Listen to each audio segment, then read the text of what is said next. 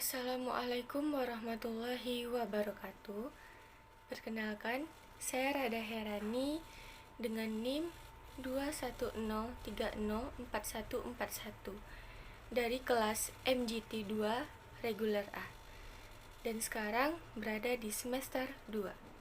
Pada video kali ini, saya akan menyampaikan ringkasan materi dari mata kuliah pengantar manajemen yang diampu oleh Bapak Hikmet Tahtahinggo, SSE MBA.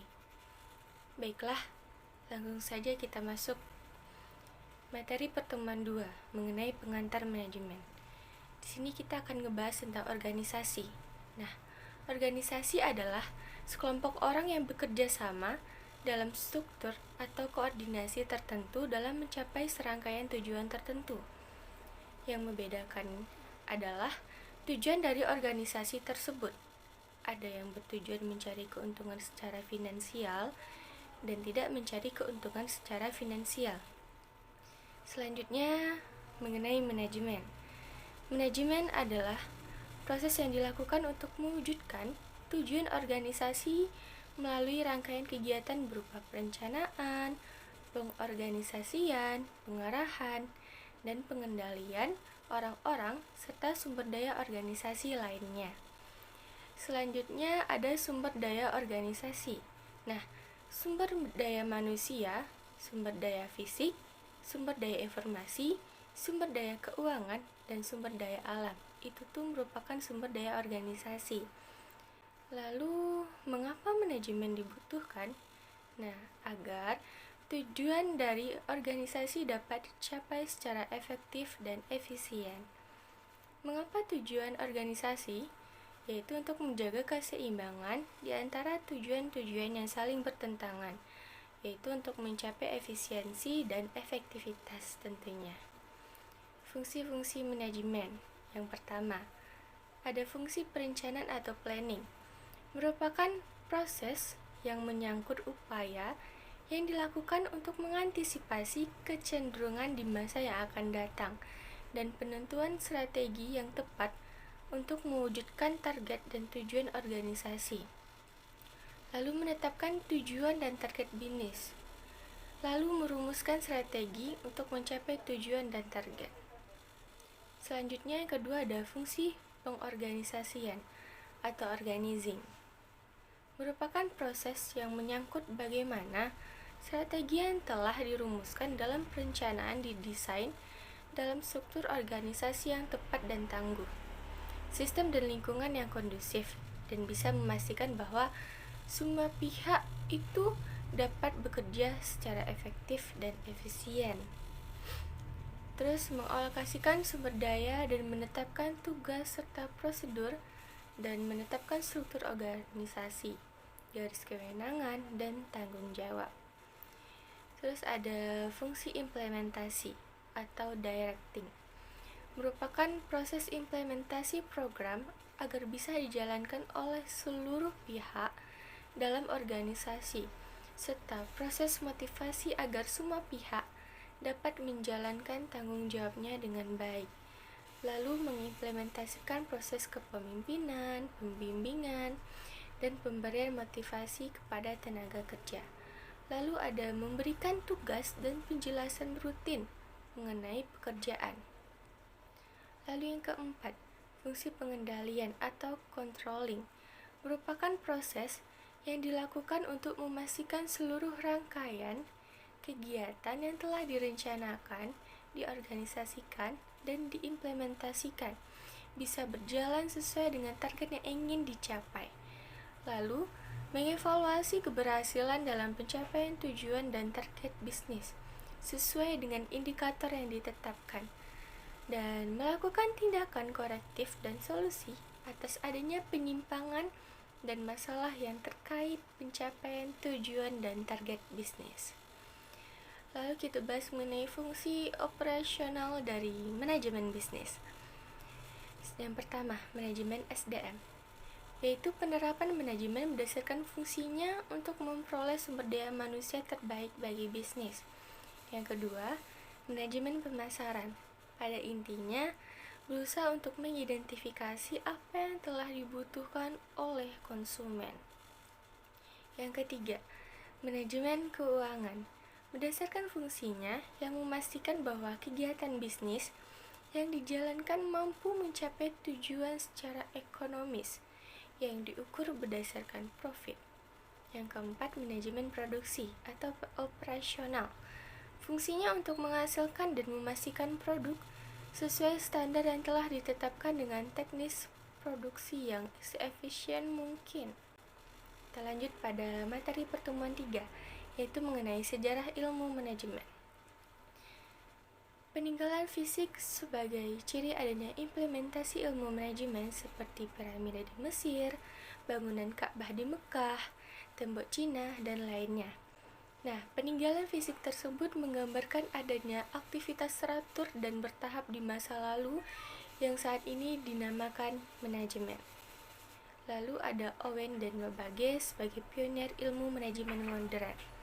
Yang pertama, Robert Owen, yaitu pada 1771 sampai 1858, yaitu dia perlunya sumber daya manusia dan kesejahteraan pekerja dalam sebuah organisasi. Lalu ada Charles Babbage itu pada tahun 1792 sampai 1871.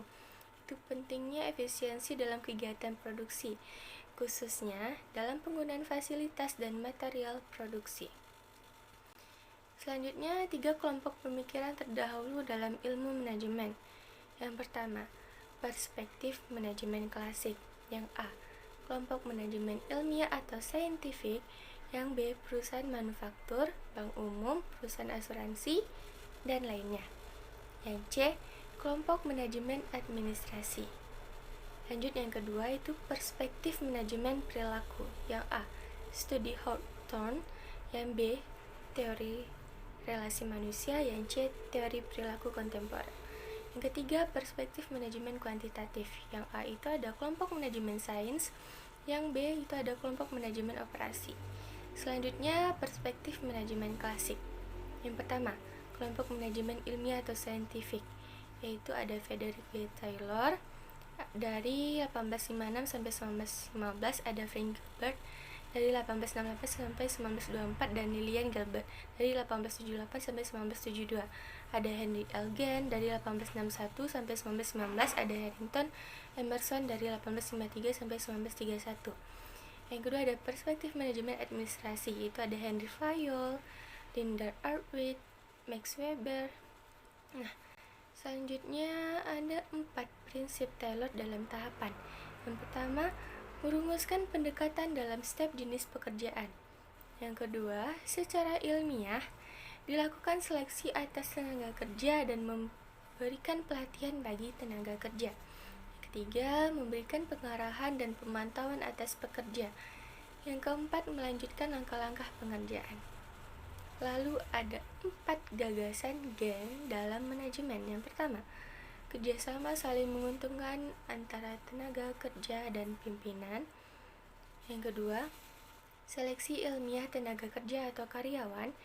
Yang ketiga, ada sistem insentif untuk merangsang produktivitas karyawan dan organisasi. Yang keempat adalah penggunaan instruksi karya yang terperinci. Lalu ada 12 prinsip efisiensi Emerson. Pertama, tujuan jelas. Yang kedua, kegiatan realistis dan masuk akal. Ketiga, staf dengan kualifikasi tepat. Keempat, kedisiplinan. Kelima, pemberian kompensasi yang adil. Yang keenam, adanya laporan dari setiap kegiatan. Yang ketujuh, kejelasan dalam pemberian perintah, perencanaan, dan pembagian kerja.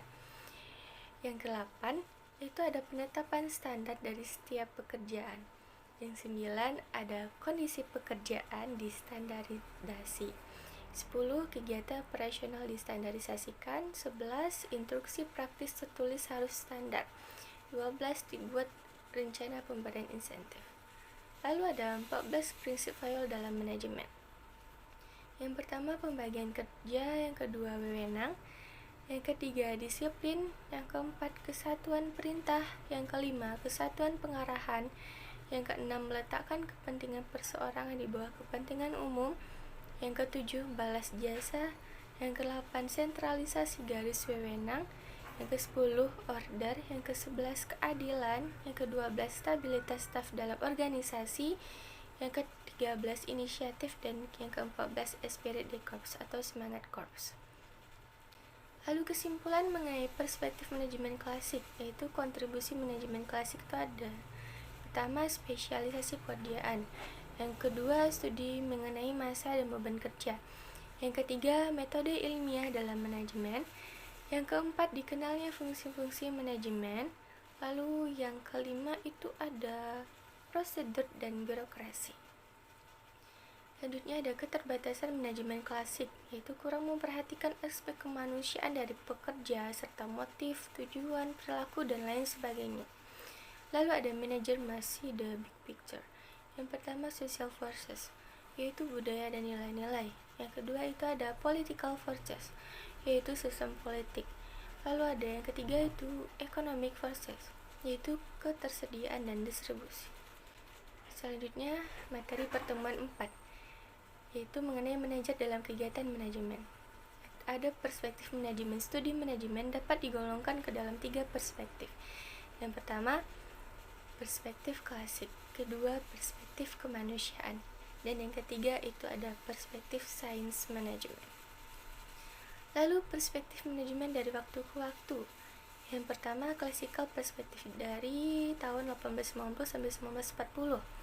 Perspektif klasik adalah satu perspektif manajemen yang muncul sepanjang abad 19 dan awal abad ke-20 yang menekankan pendekatan rasional dan ilmiah terhadap studi manajemen dan berupaya untuk membuat organisasi mampu mengoperasikan mesin-mesin efisien.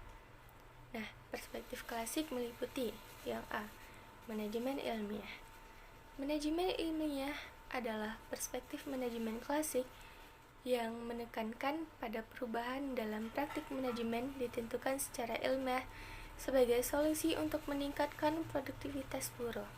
Pelopornya yaitu ada Frederick Winslow Taylor, Henry Kent, Frank B. Gilbert. Nah, ketiga pelopor itu. Terus ada karakteristik manajemen ilmiah. Yang pertama, pendekatan umum. A. Mengembangkan metode standar untuk melakukan pekerjaan. B. Memilih karyawan dengan kemampuan yang tepat. Lalu yang kedua, kontribusi. A. Menunjukkan pentingnya kompensasi terhadap kinerja. B. Memulai studi yang seksama tentang tugas dan pekerjaan. Yang ketiga, kritik. A. Tidak menghargai konteks sosial bekerja dan kebutuhan pekerja yang lebih tinggi. B. Tidak mengakui adanya keberagaman setiap orang. Lalu yang B ada organisasi birokrasi. Perspektif manajemen klasik yang menekankan manajemen pada non-personal dan rasional melalui elemen-elemen seperti otoritas dan tanggung jawab yang didefinisikan secara jelas, pencatatan secara formal, dan pemisah antara manajemen dan kepemilikan. Pelopornya ada Max Weber.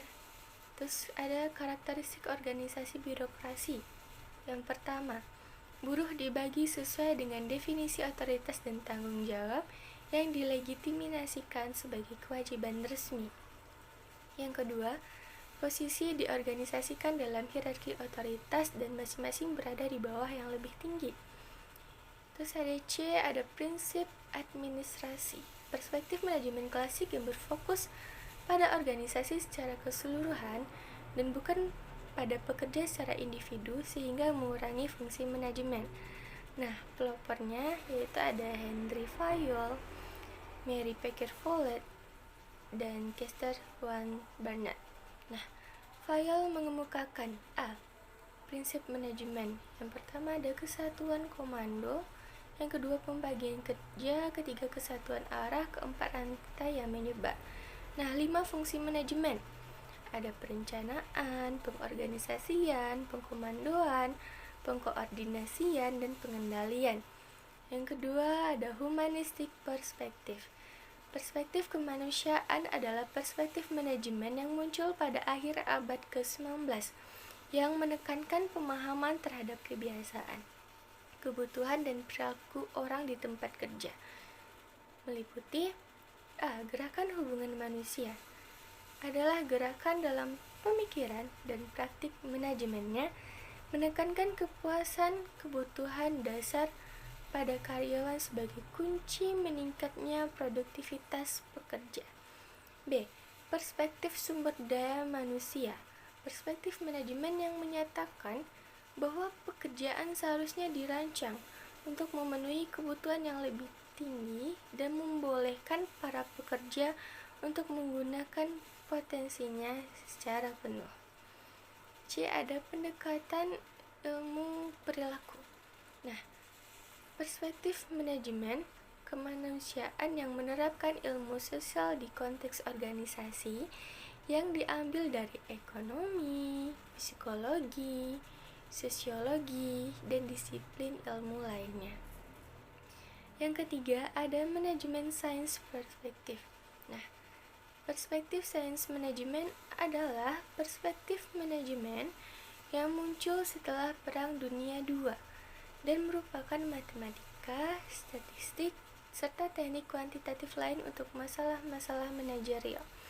3 subbagiannya dari riset operasi, manajemen operasi, dan teknologi informasi.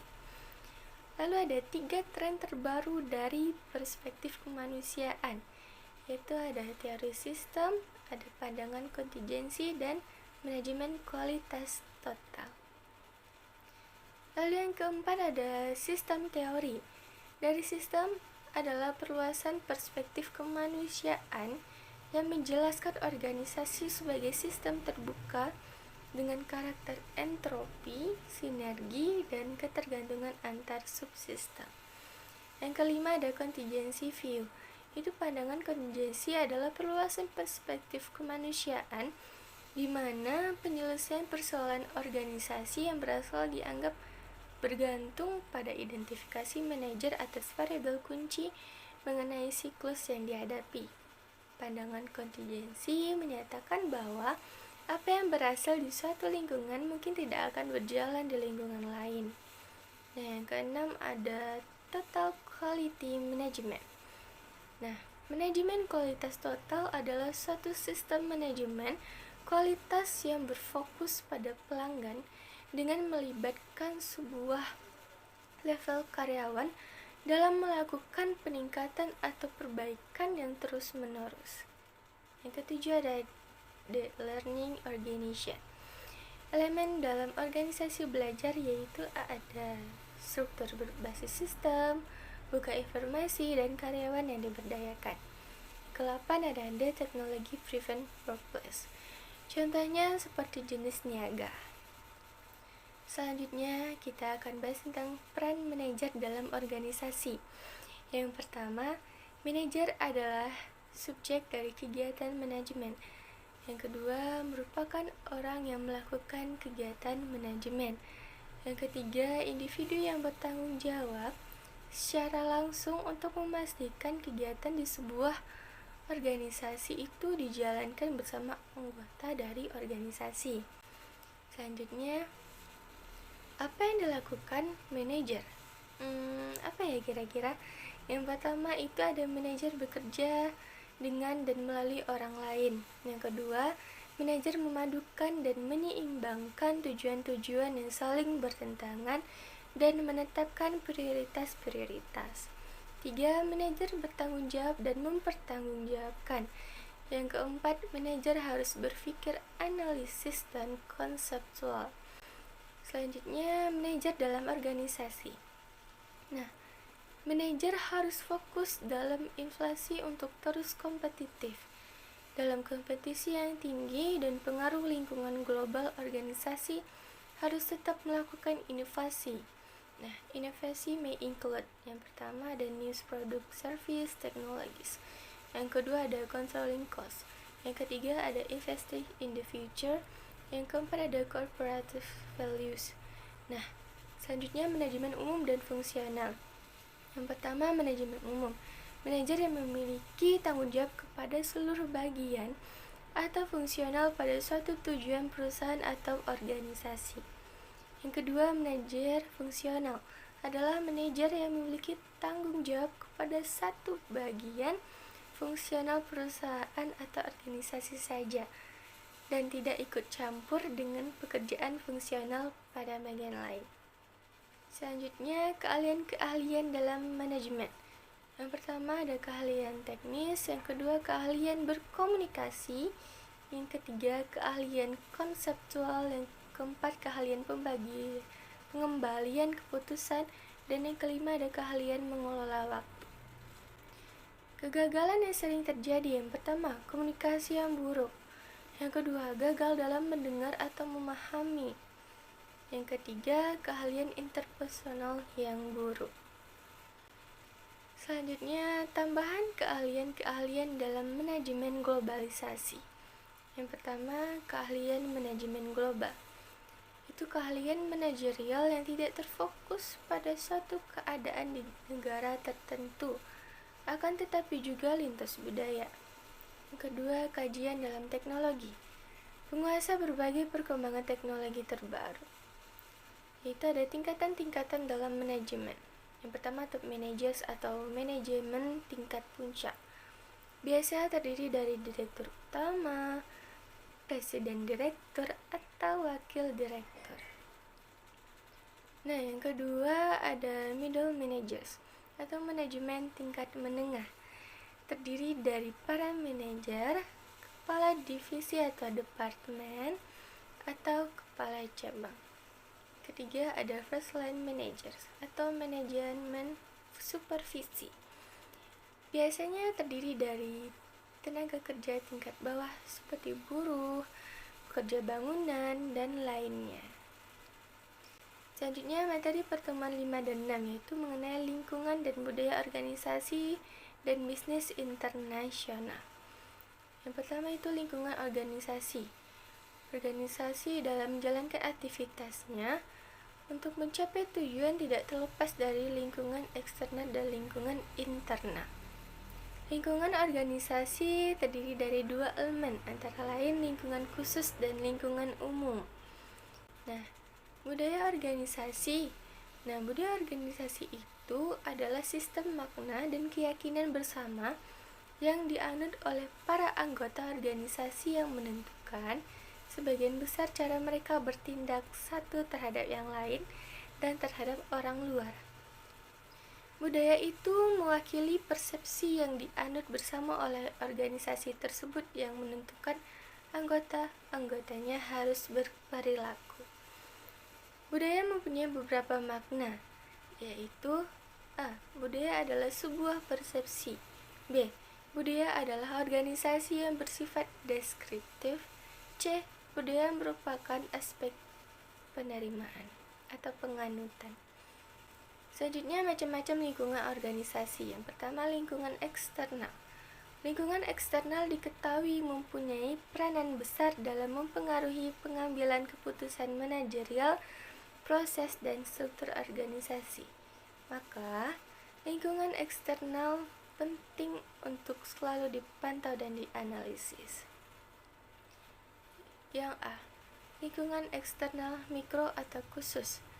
Lingkungan eksternal mikro adalah unsur-unsur yang berpengaruh langsung terhadap organisasi yang terdiri dari pesaing penyedia, langganan, lembaga keuangan, pasar tenaga kerja, dan perwakilan-perwakilan pemerintah.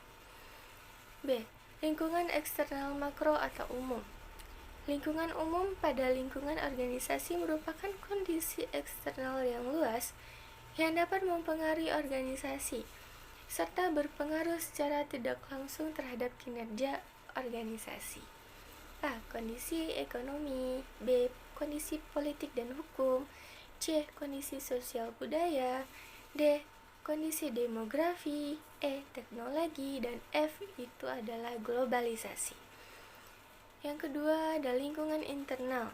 Lingkungan internal adalah tempat manajer bekerja yang mencakup budaya perusahaan, teknologi produksi, struktur organisasi, dan fasilitas fisik. Lingkungan internal meliputi pekerja atau karyawan, dewan komisaris, dan pemegang saham. Budaya organisasi. Semua organisasi memiliki budaya. Budaya organisasi dibangun dari kepercayaan yang dipegang teguh secara mendalam tentang bagaimana sih organisasi seharusnya dijalankan atau beroperasi. Budaya merupakan sistem nilai organisasi dan akan mempengaruhi cara pekerja dilakukan dan cara pegawai berperilaku. Budaya organisasi merupakan wujud anggapan yang dimiliki, diterima secara implisit oleh kelompok dan menentukan bagaimana kelompok tersebut terasakan, pikirkan, dan bereaksi terhadap lingkungannya yang beraneka ragam. Selanjutnya ada dimensi budaya organisasi. Riset mengemukakan bahwa ada 7 dimensi yang secara keseluruhan menangkap hakikat budaya organisasi. Setiap dimensi tersebut dari rendah sampai tinggi yang semata-mata disebut bukan sebagai tipe budaya atau rendah atau tipe budaya atau tinggi. Menilai organisasi dari ketujuh dimensi itu akan memberikan gambaran mengenai unsur-unsur pembentuk budaya organisasi tersebut. Nah, dalam banyak organisasi, salah satu dimensi budaya itu kadang muncul nih di atas yang lain dan biasanya membentuk kepribadian organisasi dan cara kerja anggota organisasi. Yang pertama, inovasi dan pengambilan risiko, yaitu kadar seberapa karyawan didorong untuk inovatif dan mengambil risiko. Yang kedua, perhatian pada detail. Kadar seberapa karyawan diharapkan mampu menunjukkan ketepatan, analisis, dan perhatian pada detail. Yang ketiga, orientasi hasil, yaitu kadar seberapa manajer berfokus pada hasil atau keluaran bukannya pada cara mencapai hasil itu. Keempat, orientasi orang, yaitu kadar seberapa keputusan manajemen turut mempengaruhi orang-orang yang ada dalam organisasi. Yang kelima, orientasi tim, kadar seberapa pekerja disusun berdasarkan tim bukannya perorangan. Yang keenam, keagresifan, kadar seberapa karyawan agresif dan bersaing daripada bekerja sama. Yang ketujuh, stabilitas, yaitu kadar seberapa keputusan dan tindakan organisasi menekankan usaha untuk mempertahankan status. Fungsi dan ciri-ciri budaya organisasi menurut Robbins. Fungsi budaya organisasi sebagai berikut. Yang pertama, budaya menciptakan pembedaan yang jelas. Yang kedua, budaya membuat suatu rasa identitas bagi anggota-anggota organisasi. Yang ketiga, budaya mempermudah timbulnya komitmen. Yang keempat, budaya merupakan perekat sosial yang membantu mempersatukan organisasi itu dengan memberikan standar-standar yang tepat untuk dilakukan oleh karyawan. Kelima, budaya sebagai mekanisme pembuat makna dan kendali yang memandu dan membentuk sikap serta perilaku karyawan. Selanjutnya, ciri-ciri budaya organisasi. Yang pertama, inovasi dan pengambilan risiko. Yang kedua, perhatian terhadap detail. Yang ketiga, orientasi hasil. Yang keempat, orientasi orang. Yang kelima, orientasi tim. Yang keenam, keagresifan. Yang ketujuh, kemantapan. Cara karyawan mempelajari budaya perusahaan. Yang pertama, cerita-cerita. Cerita-cerita mengenai bagaimana kerasnya perjuangan pendiri organisasi dalam memulai usaha sehingga kemudian menjadi maju seperti sekarang dan merupakan hal yang baik untuk disebarluaskan. Bagaimana sejarah pasar surut perusahaan dan bagaimana perusahaan mengatasi kemelut dalam situasi tak menentu merupakan kisah yang dapat mendorong dan memotivasi karyawan untuk bekerja keras jika mereka mau memahaminya. Yang kedua, ritual atau upacara-upacara. Semua masyarakat memiliki corak ritual sendiri-sendiri. Di dalam perusahaan tidak jarang ditemui nih acara-acara ritual yang sudah mengakar dan menjadi bagian hidup perusahaan, sehingga tetap dipelihara keberadaannya. Contohnya adalah selamatan mulai musim giling di pabrik gula. Nah, selanjutnya simbol-simbol material. Simbol-simbol atau lambang-lambang material seperti pakaian seragam, ruang kantor, dan lain-lain. Atribut fisik yang dapat diamati merupakan unsur penting budaya organisasi yang harus diperhatikan. Sebab, dengan simbol-simbol itulah dapat dengan cepat diidentifikasi bagaimana nilai, keyakinan, norma, dan berbagai hal lain itu menjadi milik bersama dan dipatuhi anggota organisasi. Selanjutnya bahasa. Bahasa merupakan salah satu media terpenting di dalam mentransformasikan nilai. Nah, dalam suatu organisasi atau perusahaan, tiap bidang, divisi, strata, atau semacamnya itu memiliki bahasa atau jargon yang khas yang kadang-kadang hanya dipahami oleh kalangan itu sendiri. Nah, hal ini penting karena untuk dapat diterima di suatu lingkungan dan menjadi bagian dari lingkungan, salah satu syaratnya adalah memahami bahasa yang berlaku di lingkungan itu. Dengan demikian menjadi jelas bahwa bahasa merupakan unsur penting dalam budaya perusahaan. Selanjutnya kita masuk ke materi pertemuan 7, yaitu tentang implementasi corporate social responsibility dalam perspektif Islam. Definisi CSR. CSR merupakan tindakan yang dibentuk untuk memperluas jaringan melebihi kepentingan ekonomi suatu perusahaan. Nah, perusahaan melakukan tanggung jawab sosialnya berdasarkan dana yang dikelola perusahaan. Lalu CSR terdiri dari 5 unsur. Yang pertama, hubungan manusia dengan pekerja. Yang kedua, tanggung jawab terhadap hak asasi manusia. Yang ketiga, perlindungan terhadap lingkungan. Yang keempat, pembangunan komunitas. Yang kelima, kegiatan produksi yang bersih. Nah, CSR dikelompokkan menjadi 2 teori dasar. Yang pertama, teori pemangku kepentingan, yaitu pelaksanaan CSR perusahaan merupakan suatu media komunikasi bagi para pemangku kepentingan. Yang kedua, teori legitimasi merupakan tujuan utama paralel tindakan yang diambil oleh suatu perusahaan yang berlandasan norma. Nah, selanjutnya CRS dalam Islam. Islam memandang CSR sebagai bentuk upaya mewujudkan keadaan sosial dalam proses untuk pencapaian al-falah atau kesejahteraan manusia.